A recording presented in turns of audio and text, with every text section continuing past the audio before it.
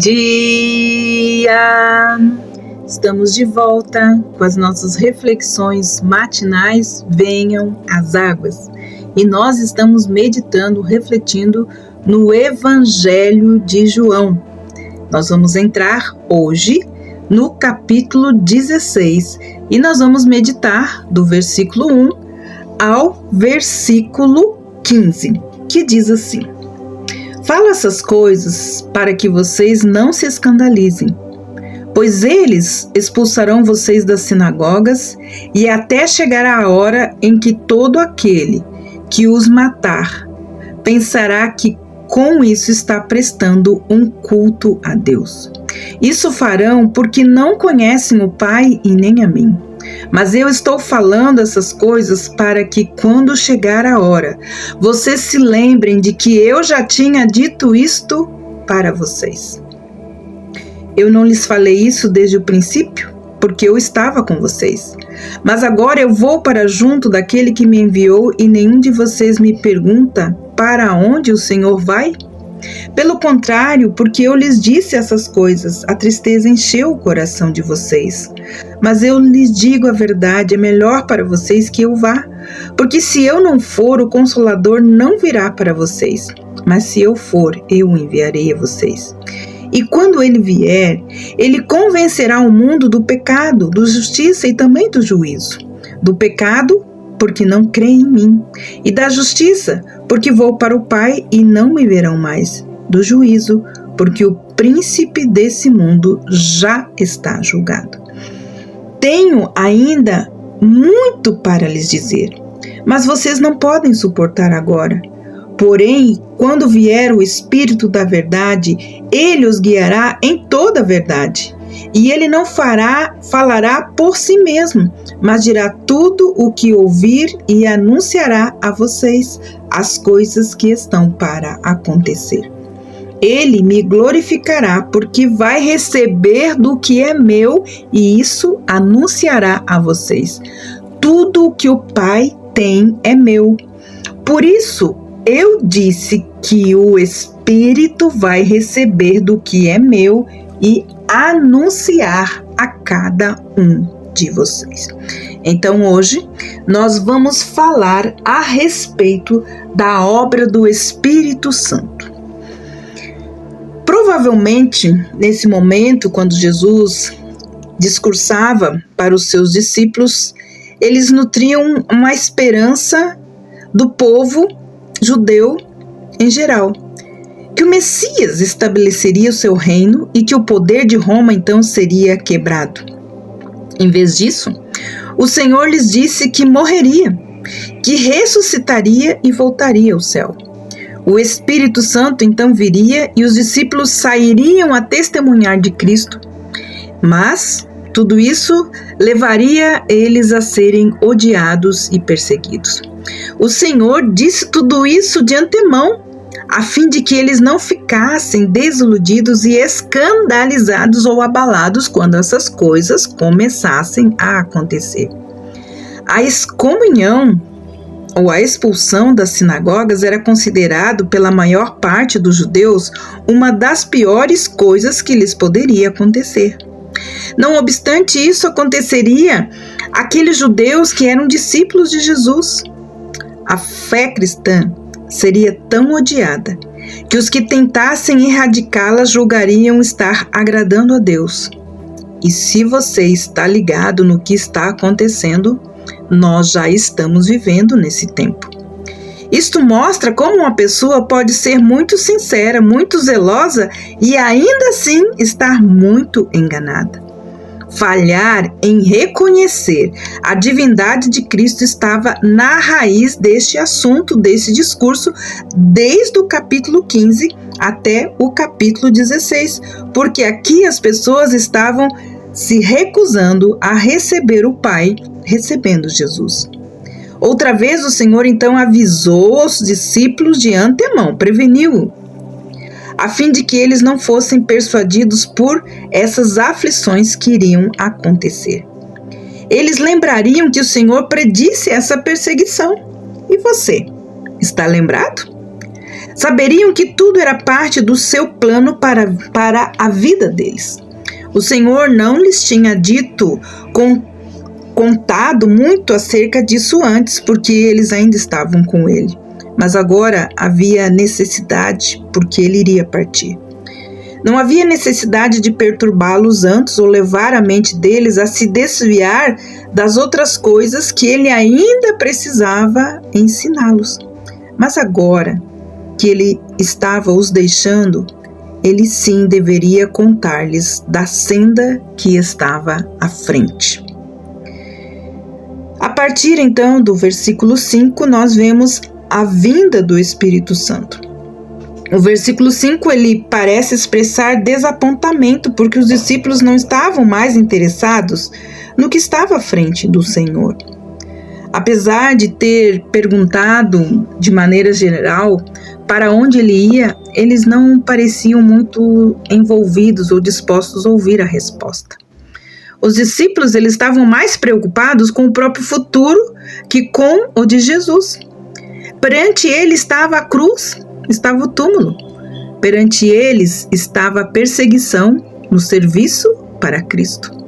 Eles estavam mais cheios de tristeza, de pânico, de medo com relação aos seus próprios problemas do que aquilo que o Senhor estava falando. Mas no versículo 7, Jesus diz: mas eles não seriam deixados sem auxílio e mesmo sem conforto. Cristo enviaria o Espírito Santo a fim de ser o seu Consolador. Era uma vantagem para os discípulos que o Consolador viesse, pois ele os capacitaria, encorajaria, ensinaria e tornaria Cristo mais real para eles. O Consolador não viria até que o Senhor Jesus voltasse ao céu e fosse glorificado. Naturalmente, o Espírito Santo havia estado no mundo antes disso, mas viria de maneira nova para convencer o mundo e ministrar aos redimidos. O Espírito Santo, como disse Jesus, veio para convencer o mundo do pecado, da justiça e também do juízo. Geralmente se entende que o Espírito Santo ele cria uma percepção interna dessas coisas na vida do pecador individualmente. Ainda que isso seja verdade, não é exatamente o ensino nesse pequeno trecho. O Espírito Santo ele condena o mundo pelo mero fato de que ele está aqui. Ele não deveria estar aqui, mas sim o Senhor Jesus reinando sobre o mundo. No entanto, o mundo o rejeitou e ele então voltou para o céu. O Espírito Santo está aqui no lugar de Cristo rejeitado, e isso demonstra a culpa do mundo, porque as pessoas continuam não crendo e rejeitando o Cristo e o cristianismo. O Espírito convence o mundo do pecado, o pecado de falhar em crer em Cristo. Ele foi digno de crença, de fé, de esperança.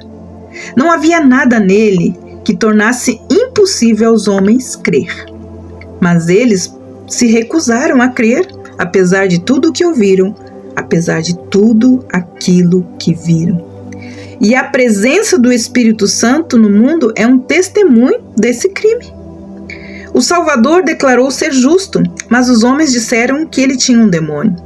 Deus deu a palavra final, ele disse de fato: meu filho é justo, e eu provarei, ressuscitando-o dentre os mortos e levantando-o ou levando-o de volta para o céu. O Espírito Santo, queridos, testemunha o fato de que Cristo estava certo e que o mundo estava errado. E assim ele continua convencendo o homem do pecado, da justiça e do juízo. A presença do Espírito Santo também convence o mundo do juízo vindouro. O fato dele estar aqui significa que o diabo já foi condenado na cruz e que todos os que recusam o Salvador compartilharão do seu terrível julgamento num dia ainda futuro, que para nós parece não estar muito longe. Havia ainda muito que o Senhor tinha a contar aos seus discípulos, mas eles não eram capazes de entender. Este é um princípio importante para nós aprendermos. Deve haver um certo progresso na aprendizagem antes que verdades avançadas possam ser recebidas. O Senhor, Ele nunca oprimiu seus discípulos com o seu ensino. Ele lhes deu linha após linha, preceito após preceito. A obra do Senhor, que o Senhor começou, seria continuada pelo Espírito da verdade. E Ele diz: Ele vos guiará a toda a verdade. Há um sentido no qual toda a verdade foi confiada aos apóstolos durante a sua vida. Eles, por sua vez, anotaram por escrito. Por isso nós temos hoje o Novo Testamento. Isso adicionado ao Antigo Testamento. Então se completa a revelação escrita de Deus ao homem. Mas é naturalmente verdade em todas as épocas que o Espírito guia o povo de Deus em toda a verdade. E Ele faz isso por meio das Escrituras. E Ele falará somente as coisas que lhe são dadas pelo Pai e pelo Filho.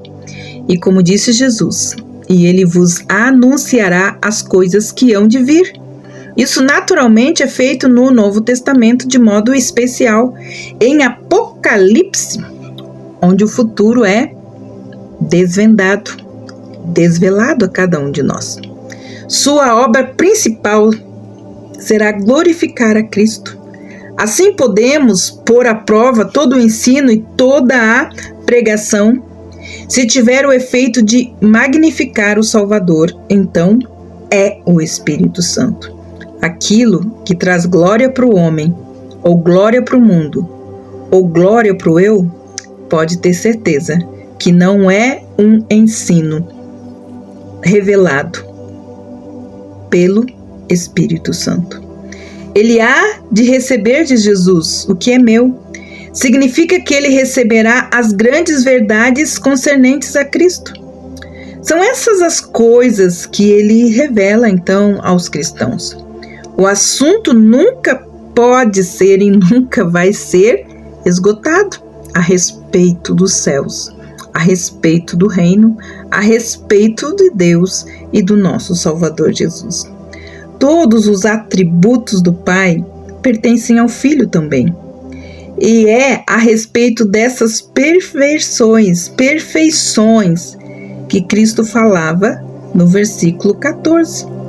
O Espírito revelou aos apóstolos as perfeições gloriosas, os ministérios e os ofícios, as graças e a plenitude do nosso Senhor Jesus Cristo. Temos aqui então esta primeira parte sobre o ministério e a obra do Espírito Santo. Amanhã nós vamos ver mais algumas das partes do seu ministério glorioso. Que o Senhor Jesus te abençoe e te guarde e te dê uma semana abençoada. Até amanhã com as nossas reflexões matinais. Venham as águas. Até lá!